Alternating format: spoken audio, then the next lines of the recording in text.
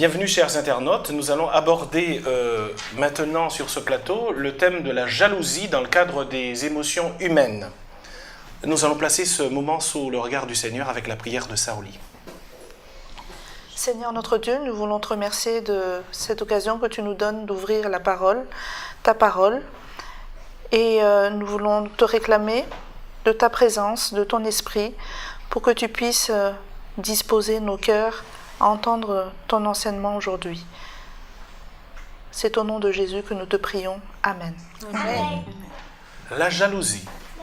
Une lecture transversale de la Bible nous conduit à constater qu'il y a une perception parfois très positive de la notion de jalousie. À quel moment Dieu ou Paul dit-il qu'il est jaloux dans les Écritures? On peut voir dans les Écritures, notamment dans 2 Corinthiens 11, verset 2, qui nous dit « Car je suis jaloux de vous d'une jalousie de Dieu », donc la jalousie la même que celle de Dieu, parce que je vous ai fiancé à un seul époux pour vous présenter à Christ comme une vierge pure. Il parle de l'Église présentée au Christ. Et là, on peut... Je crois que ça doit être la seule fois possible, la jalousie positive de Dieu pour son peuple qu'il s'est choisi.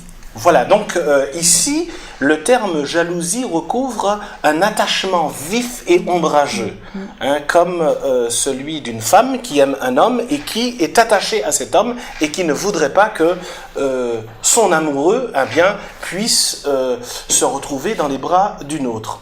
Donc la notion de jalousie là a une connotation très positive. Mais, chers internautes, notre étude va porter sur la jalousie dans ses conséquences tragiques et douloureuses pour le genre humain. Alors, nous avons vérifié dans le dictionnaire et nous avons trouvé une autre définition de la jalousie. Alors, la définition du mot jalousie dans le dictionnaire qui dit « C'est un sentiment hostile que l'on éprouve en voyant un autre jouir d'un avantage que l'on ne possède pas. » Voilà, donc dans cette définition, il y a donc cette idée d'hostilité.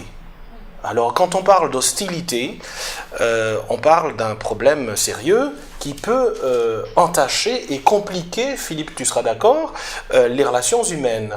Donc cette étude va nous aider à comprendre un peu l'origine de la jalousie. D'où vient la jalousie? Comment elle se développe dans le cœur humain? Et quelles conséquences elle peut avoir? Et comment on peut donc gérer et dépasser cette émotion négative. Alors, d'après notre étude, quelles sont donc les racines de la jalousie d'après l'enseignement de la Bible? Est-ce qu'il y a un passage biblique qui nous en parle? La jalousie, c'est le péché originel, c'est la première cause de désordre au ciel, puisque cette jalousie, c'est le sentiment que Lucifer a nourri en voyant qu'il était proche de Dieu, mais peut-être pas aussi proche qu'il aurait souhaité, puisque un autre être était plus proche de Dieu, c'est-à-dire en la personne de Jésus. Nathalie, est-ce que tu aurais un texte biblique pour nous aider à comprendre ces notions que tu viens d'exprimer? Je crois qu'on peut lire Ésaïe 14, versets 12 à 14. Voilà, donc Philippe va nous lire le texte. Comment? Tu es tombé du ciel, astre brillant, fils de l'aurore. Tu as été abattu, toi qui domptais des nations. Tu te disais, je monterai au ciel, j'élèverai mon trône au-dessus des étoiles de Dieu. Je m'assirai sur la montagne de la rencontre, au plus profond du nord. Je monterai sur les hauteurs des nuages, je serai semblable au Très-Haut. Alors, une personne qui connaîtrait un peu la Bible nous dirait « mais je ne pense pas qu'il s'agit ici de Satan, puisque je vois que le contexte indique le roi de Babylone. » Alors, comment répondre à une telle réaction ou objection? comment peut-on identifier Satan à travers une description ici qui concerne le roi de Babylone? On voit qu'il est parlé d'astre brillant. Et Lucifer, la définition de Lucifer, c'est celui qui porte la lumière. Donc on voit très clairement qu'il s'agit de Lucifer, bien que Lucifer soit donc un nom qui on pourrait penser que c'est quelqu'un qui fait le bien, justement. On voit dans ce texte-là que c'est quelqu'un qui faisait le bien parce qu'il portait la lumière, mais malheureusement, justement, il a été jaloux de la position de Dieu, il a voulu dépasser Dieu, et du coup il s'est retrouvé à une position où il était vraiment astre brillant, à la déchéance totale. Merci Philippe. Et effectivement, c'est un procédé que l'on retrouve couramment dans la Bible. À travers le parcours d'un personnage, on dresse en filigrane celui d'un autre. Par exemple, pour Jésus, on retrouve ce même procédé lorsque Jésus est annoncé comme étant le fils de David. Donc, de la manière dont David a servi Dieu, il y a dans son parcours quelque chose qui fera penser au Messie. Ici, effectivement, le prophète Ésaïe nous parle du roi de Babylone, mais par les termes qu'il choisit pour le décrire, on voit qu'il fait référence à un autre personnage qui a connu un parcours semblable à ce roi de Babylone.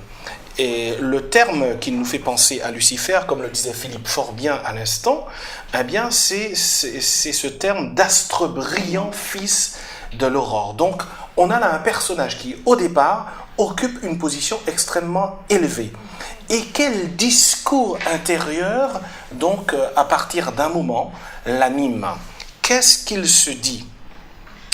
Il se dit justement, on le voit au verset 14, « Je monterai sur le sommet des nues, je serai semblable au Très-Haut. » Là, il y a un problème qui est important, qui se passe donc dans le cœur de Lucifer, puisqu'il ne se contente pas de sa situation de créature, il voudrait être semblable au Créateur. Il voudrait être au même niveau que Dieu lui-même. Absolument, être calife à la place du calife. C'est ça. Le verset 14 dans ma version dit « Je monterai au sommet des nuages, je serai comme le Très-Haut ». Il y a manifestement dans ces mots un désir de grandiloquence, un désir de se substituer même au Très-Haut. Alors, qu'est-ce que cette démarche de Lucifer a entraîné? Peut-être que Nathalie voulait ajouter une autre idée. Dieu a dit « Créons l'homme à notre image selon notre ressemblance » et finalement l'objectif de Satan est d'être semblable à Dieu. Donc c'est de venir rejoindre cette famille, de venir rejoindre dans la ressemblance cette famille, mais lui il est dans l'apparence de la famille, il n'a pas compris le plan de Dieu. Il n'a pas saisi le plan de Dieu et il veut surtout lui ravir le statut, la position, le pouvoir qu'occupe Dieu. Donc le mot est lâché par Saoli. En fait, derrière la jalousie, il y a peut-être une question de pouvoir. Une question de pouvoir, et en tout cas une convoitise. Une convoitise. Voilà.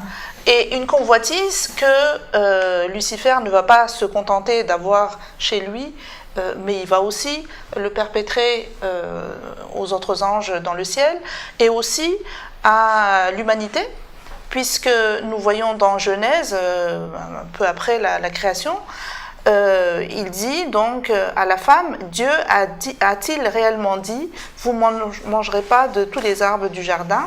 C'est-à-dire que là, il remet en cause la parole de Dieu et il dit un peu plus loin, vous ne mourrez point, mais Dieu sait que le jour où vous en mangerez, vos yeux s'ouvriront et que vous serez comme des dieux, c'est-à-dire comme lui, il voudrait aussi.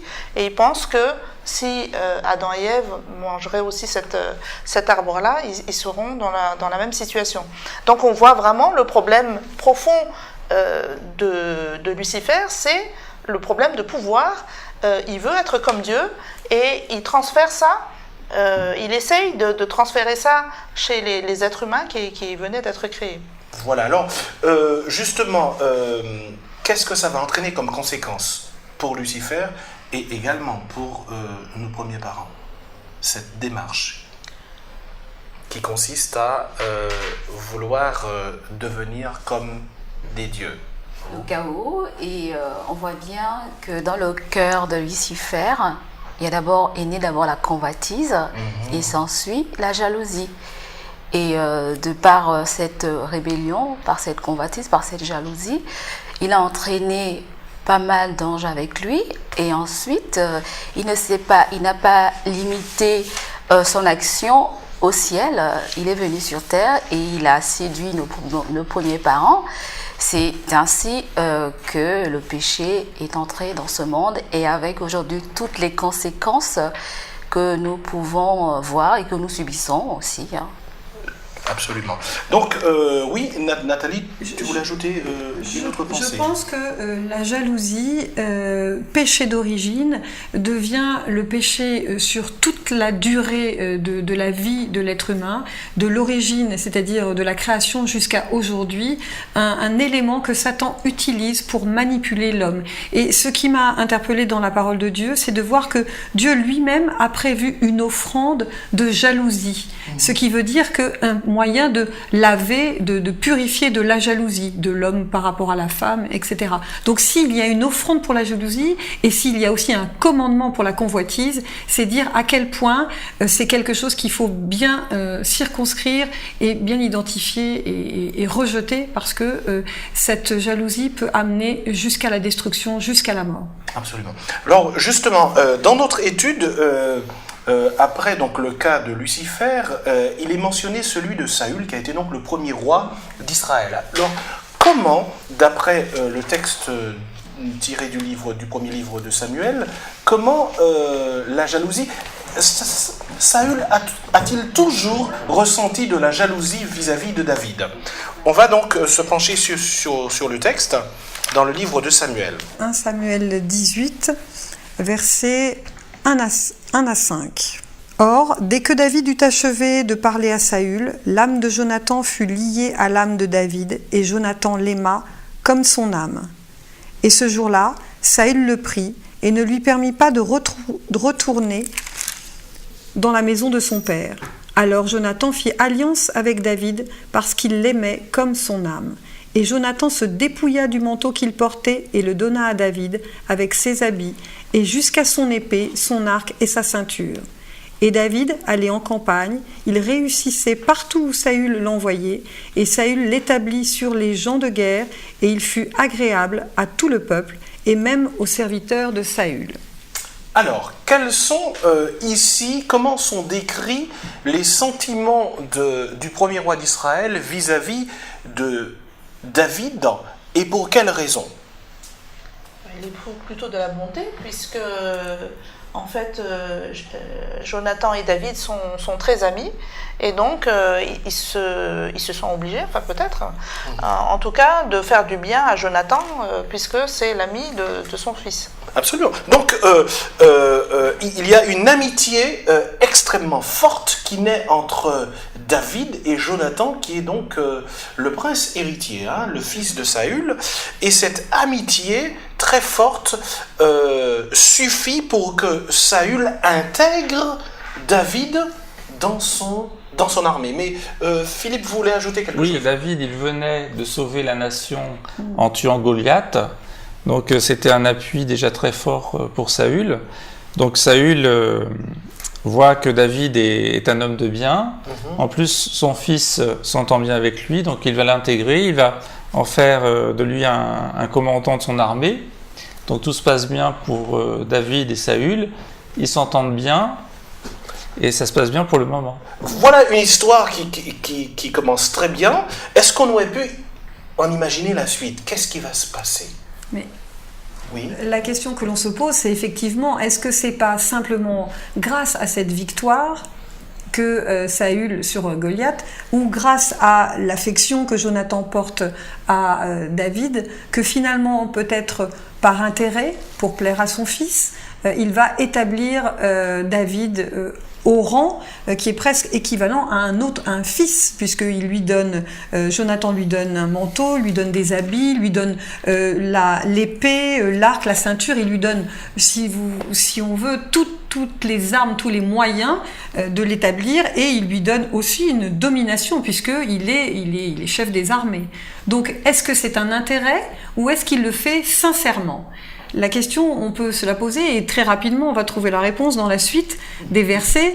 Si on lit à partir du verset 6, qui nous dit, donc 1 Samuel 18, verset 6. « Or, comme il rentrait lorsque David revenait de la défaite du Philistin, il sortit des femmes de toutes les villes d'Israël, chantant et dansant au-devant du roi Saül, avec des tambours, avec des cris de joie et avec des triangles. Et les femmes qui jouaient des instruments se répondaient les unes aux autres et disaient « Saül a frappé ses 1000 et David ses 10 000. » Et Saül fut fort irrité, et cette parole lui déplut. Elles ont donné 10 000 hommes à David, et moi 1000. Il ne lui manque donc plus que le royaume. Alors, la faute aux femmes, une fois de plus ? Ce serait trop simple. Ce serait trop simple.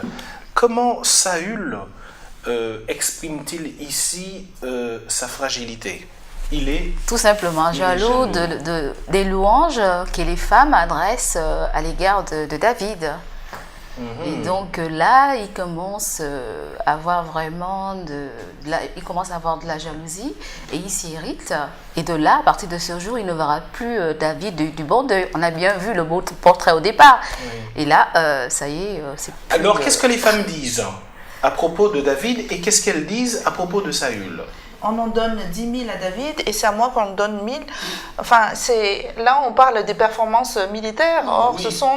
C'est un roi et c'est un guerrier. Donc là, ces femmes-là touchent Saül vraiment au plus profond. Il est touché dans son orgueil. Et quel lien Saül fait-il entre cette évaluation des femmes et autre chose, oui ? Sa cote de popularité. Sa cote de popularité, finalement, son pouvoir semble être un petit peu altéré, atteinte, alors qu'en réalité, on pourrait se dire, le roi doit avoir son rôle de roi. Bon, il a eu 1000, déjà, pour un roi, c'est très bien. Et finalement, le guerrier, lui, il doit faire son rôle de guerrier. C'est normal qu'il en ait eu 10 000. Donc, on ne comprend pas véritablement... Oui, mais dans son esprit, à quoi fait-il allusion à propos de ces 10 000 de plus ? Quelle intention va-t-il, alors que ce sont les femmes qui louangent David, et lui aussi, mais quelle intention prête-t-il à David à partir de cela ? De vouloir la royauté. De vouloir la royauté. Donc, pour David, il ne lui manque plus que le royaume. Que le royaume. Et il faut aussi souligner quand même dans le contexte, c'est que Israël est environné d'ennemis. On vient de parler des Philistins, donc pour quelqu'un qui prend le pouvoir, c'est important d'avoir des capacités de guerrier, de militaire, c'est-à-dire en fait de défendre son pays. Donc c'est pour ça, il y a la popularité, oui, mais il y a aussi la capacité à maintenir une nation en sécurité. Une nation en sécurité. Alors, est-ce qu'on peut, à votre avis, l'indice d'estime de soi de Saül est à quel niveau là, quand il entend les louanges de ces femmes ? De 1 à 10 ou de 1 à 5 on va... Oui, une échelle de 1 à 5. Où se situe-t-il ? En fait, ce ne sont que des femmes. Ouais, non. Dans cette culture absolument machiste, pourquoi porte-t-il une telle valeur à cet avis à ces louanges des femmes ?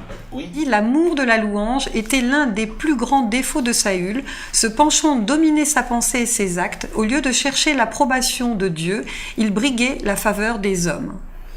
Donc on peut penser que justement c'est ce penchant qui fait qu'il va tomber dans son travers qui est la jalousie et surtout se référer plus à l'homme qu'à Dieu. Tout à fait. Donc Saül manifestement a une réaction émotionnelle très forte parce qu'il entend donc des sujets. Donc des sujets de son royaume, donner une place plus importante à David dans cette victoire, et il le vit très mal, et il se sent menacé donc dans sa position de roi. Alors, qu'est-ce que cela va entraîner pour le royaume? Ce sentiment-là que Saül n'a pas su gérer, quelles en seront les conséquences? Alors, ce qui est dramatique après, c'est que Saül va vraiment faire une fixation sur David. Pour lui, David est de trop, rival, et il faut vraiment l'éliminer. Donc, c'est un peu comme au Moyen-Âge, ce qui s'est passé en Europe, où on veut éliminer, ou même à l'époque des Romains, où on veut éliminer tous les héritiers. On a peur de perdre la première place. Et en fait, c'est vraiment dramatique parce que David va devoir fuir.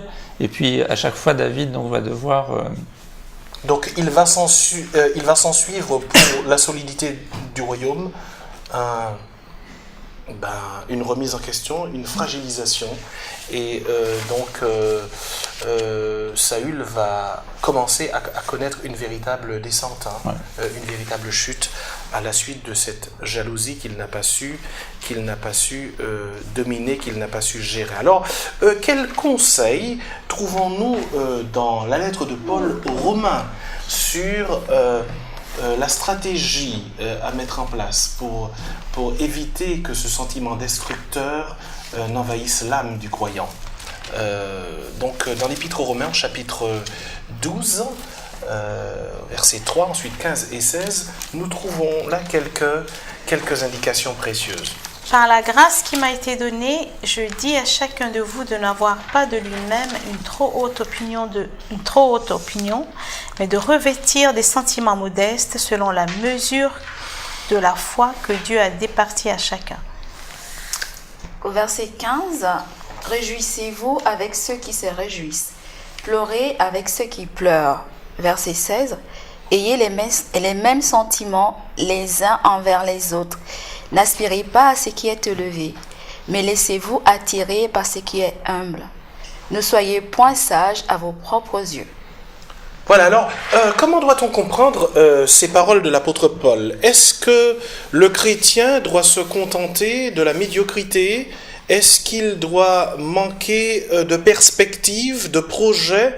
Au verset 3, au nom de quoi l'apôtre Paul invite-t-il les chrétiens de Rome à ne pas avoir de prétentions trop élevées? Je pense qu'il fait référence à ce dont on parlait tout à l'heure, c'est-à-dire au problème de jalousie qui est arrivé donc à Lucifer. Donc c'est de vouloir être au-dessus des autres. Donc c'est pour ça qu'il recommande de revêtir des sentiments modestes, de cultiver l'humilité et de considérer les autres comme étant supérieurs à soi-même. Je pense que c'est des conseils très, très sages, parce que justement la jalousie, comme on l'a dit, est à l'origine du péché et fait des ravages. C'est un des sentiments les plus dévastateurs qui existent, qui a des conséquences non seulement pour la personne, mais aussi pour son entourage. Excuse-moi, ce texte, en fait, pour Oui. moi, apporte aussi d'autres valeurs. C'est un esprit de contentement. Je crois que c'est très important. Parce que quand on a vu le cas de Saül tout à l'heure, la conséquence, c'est qu'il y avait une apostasie complète. Saül, qui était un homme choisi de Dieu, qui était un élu, il y avait vraiment une déchéance. Et tout ça parce que cette émotion négative a régné dans sa vie, donc il a perdu le contrôle de tout. Il y a eu à la fois une conséquence tragique pour lui, mais aussi pour sa famille et son royaume. Puis, ajoutons en parlant de jalousie, que le premier meurtre sur la terre, la jalousie était la conséquence de ce premier meurtre. Je fais allusion à l'assassinat de Abel par son frère Caïn, parce que celui-ci était jaloux puisque Dieu avait agréé l'offrande d'Abel. Et c'est pour cette raison qu'il va assassiner son frère. Alors plutôt que justement d'attendre des autres ou d'être dépendant des louanges, d'être en attente de louanges des autres, qu'est-ce que le chrétien est appelé à faire justement? Moi, j'ai envie de dire, tout comme tout à l'heure, on a vu qu'il y avait dans le texte qui parlait dans la Bible, dans la Genèse, où l'homme est fait à l'image de Dieu. Dans chaque être humain, il y a une valeur. Et si chaque être est conscient de cette valeur qui est en lui ou en elle, on sera moins jaloux de l'autre. Et il est important aussi de cultiver, justement, comme j'avais dit tout à l'heure, cet esprit de contentement pour que je puisse franchir cette étape. Si je suis à côté de Nathalie et je vois qu'elle a de la valeur, je me réjouis. C'est vraiment franchir ce cap. Je me réjouis de ce qu'elle a, de ses valeurs, pour justement avancer. Pour qu'on puisse être tous heureux en même temps. Et c'est ça qui manque à l'être humain. Absolument. Je voulais aussi ajouter oui. la solution la extraordinaire, c'est le modèle que nous avons, c'est le modèle de Jésus. Parce que si nous avons les regards vers Jésus, parce que la jalousie naît de quoi? Du fait que je regarde à l'autre et que je regarde que l'autre a un avantage que je n'ai pas, et sans cela que va naître la convoitise, et c'est là où la jalousie va naître également. Mais si on regarde à Jésus, quand on regarde comment il a vécu sur la terre, il n'avait rien. Si on n'a que lui comme modèle, et ben la jalousie, je pense que le sentiment de jalousie, on ne le nourrira pas dans notre cœur. Merci Virginie de nous citer l'exemple de Jésus. Nous allons donc saisir l'occasion pour nous tourner vers un autre passage de l'Écriture qui se trouve dans l'Évangile selon Matthieu au chapitre 12. Et pour suivre l'exemple de Jésus, voir un peu comment il réagit dans une situation donnée. Alors, est-ce qu'on pourrait donc procéder à la lecture de Matthieu, chapitre 12, versets 10 à 14. Et voici, il s'y trouvait un homme qui avait la main sèche. Ils demandèrent à Jésus, est-il permis de faire une guérison les jours de sabbat? C'était afin de pouvoir l'accuser. Il leur répondit, lequel d'entre vous, s'il n'a qu'une brebis et qu'elle tombe dans une fosse le jour du sabbat, ne la saisira pour l'en retirer? Combien un homme ne vaut-il pas plus qu'une brebis? Il est donc permis de faire du bien les jours de sabbat. Alors il dit à l'homme, étends ta main, il l'étendit, et elle devint saine comme l'autre. Verset 14. Les pharisiens sortirent, et ils se consultèrent sur les moyens de le faire périr. Voilà, alors où se trouve Jésus ici?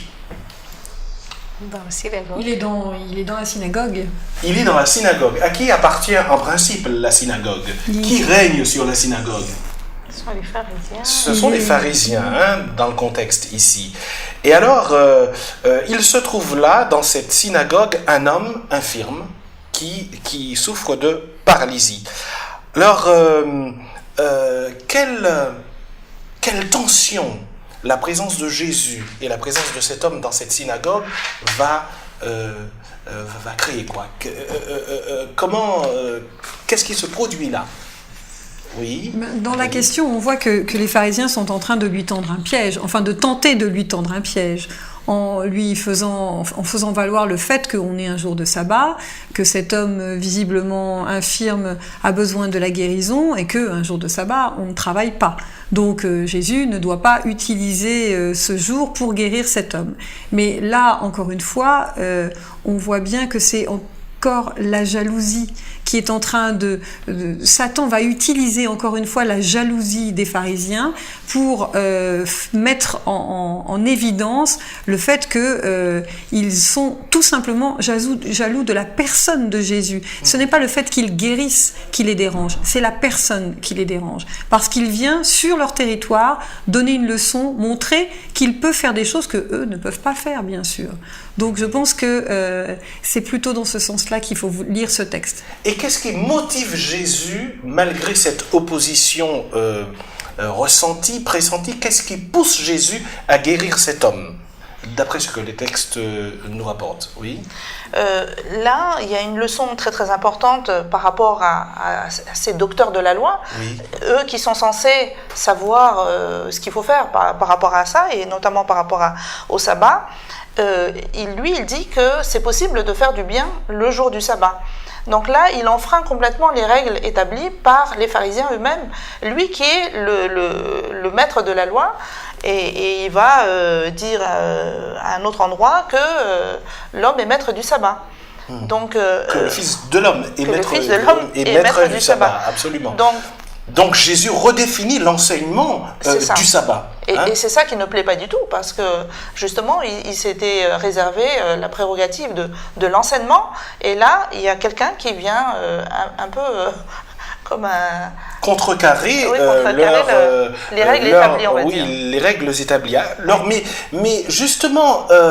devant ce risque de tension, Jésus aurait pu reculer et ne pas guérir cet homme. Qu'est-ce qui le pousse à aller jusqu'à la guérison, quitte à déclencher des sentiments violents de jalousie?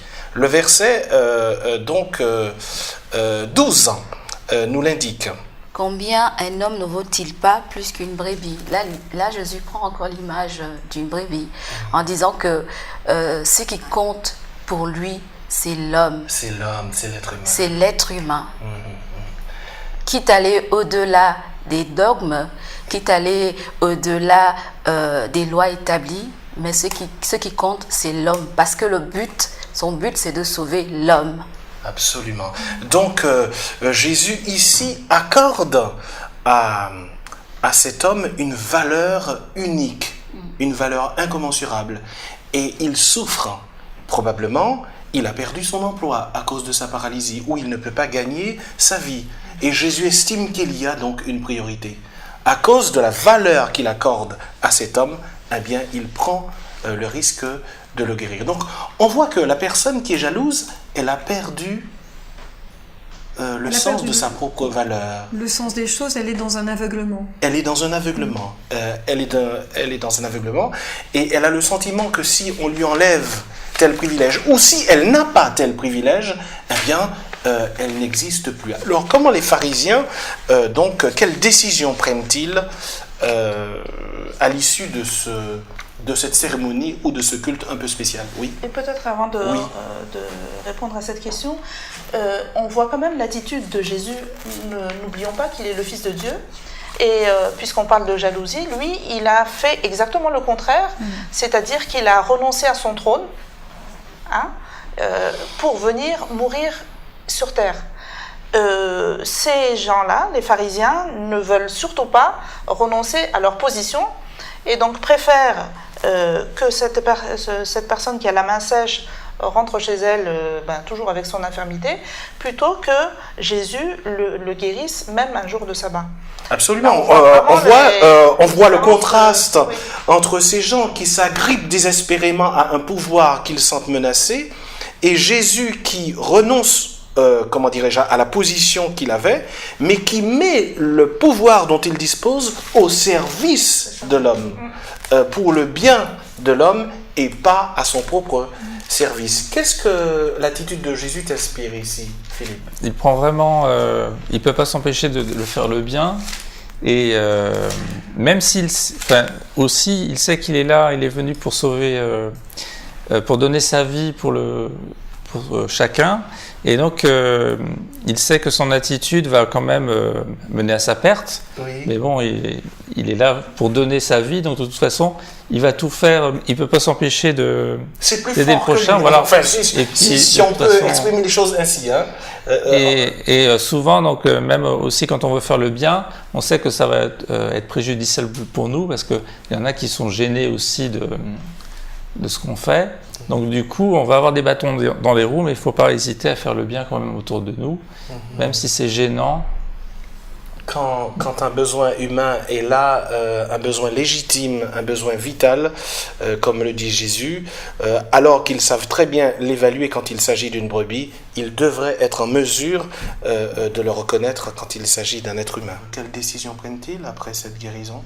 De dire qu'on va en finir avec ce tome, parce que on va dire finalement, quand on regarde bien l'histoire, quand on lit la Bible, quand on lit les évangiles, ça va être en quelque sorte la goutte d'eau qui va faire déborder le vase. Et là, la décision va être prise d'en terminer avec Jésus. Ne trouvez-vous pas terrible que des hommes de Dieu, des hommes censés enseigner la parole de Dieu puisse en arriver à vouloir supprimer le Fils de Dieu? Qu'est-ce que cela nous révèle sur la nature et l'essence même de la jalousie? C'est un piège terrible qui conduit à l'expression d'une violence incompréhensible. Donc on gagne à être prudent. Nous sommes tous sujets à développer un tel sentiment. Oui, Nathalie? La jalousie de Satan au ciel va le conduire à la mort, donc d'être vigilant et de demander à Dieu en toutes circonstances, si on sentait un tel sentiment monter en nous, de nous purifier, de nous laver et de nous séparer de ce sentiment qui est un sentiment terrible et qu'il faut éradiquer, qu'on ne doit pas garder dans son cœur parce que l'issue, c'est la mort. Ça, c'est un passage, l'un des passages de la Bible que j'aime beaucoup, c'est Philippiens 1, à partir du verset 5, Philippiens au chapitre 2, excusez-moi, à partir du verset 5, il dit « Ayez en vous les sentiments qui étaient en Jésus-Christ, lequel existant en forme de Dieu, n'a point regardé comme une proie à arracher d'être égal avec Dieu, mais s'est dépouillé lui-même en prenant une forme de serviteur, en devenant semblable aux hommes et ayant paru comme un simple homme. Il s'est humilié lui-même, se rendant obéissant jusqu'à la mort, même jusqu'à la mort de la croix. » Et bien moi, c'est ce passage, lorsque mon cœur veut m'amener dans des sentiments négatifs ou dans des émotions négatives, je me réfère à ce passage. Oui, absolument. Donc voilà un texte d'une valeur inestimable pour soigner toute velléité de jalousie qui pourrait surgir au fond de notre cœur. Saroli? Oui, toutes ces pensées, tous ces versets nous invitent en fait à mourir à nous-mêmes. Alors qu'on a vu que la jalousie a amené au premier meurtre de la création, de l'humanité en tout cas, le remède, c'est mourir à nous-mêmes. Ça ne veut pas dire nous dévaloriser, hein, nous en avons parlé la semaine dernière, mais cultiver l'humilité, l'abnégation, l'altruisme tel que Jésus a fait tout au long de sa vie sur terre. Et oui, donc on observe ici le parcours très opposé qu'il y a entre celui de Jésus et celui de Satan. Satan donc qui veut donc monter jusqu'à occuper la position de Dieu et qui connaît une chute libre, et Jésus lui qui fait le chemin inverse. Eh bien lui il s'abaisse, il prend la condition d'un serviteur et finalement il reçoit un nom qui est au-dessus de tous les noms. Eh bien chers internautes, vraiment nous vous invitons, comme nous venons de le voir, à puiser dans l'écriture les paroles, les pensées qui vous aideront à surmonter cette émotion négative de telle sorte que la vie de Jésus, le comportement qu'il a eu, puisse imprégner chacun de vos instants pour sa gloire. Merci de votre attention. À la prochaine. Au revoir.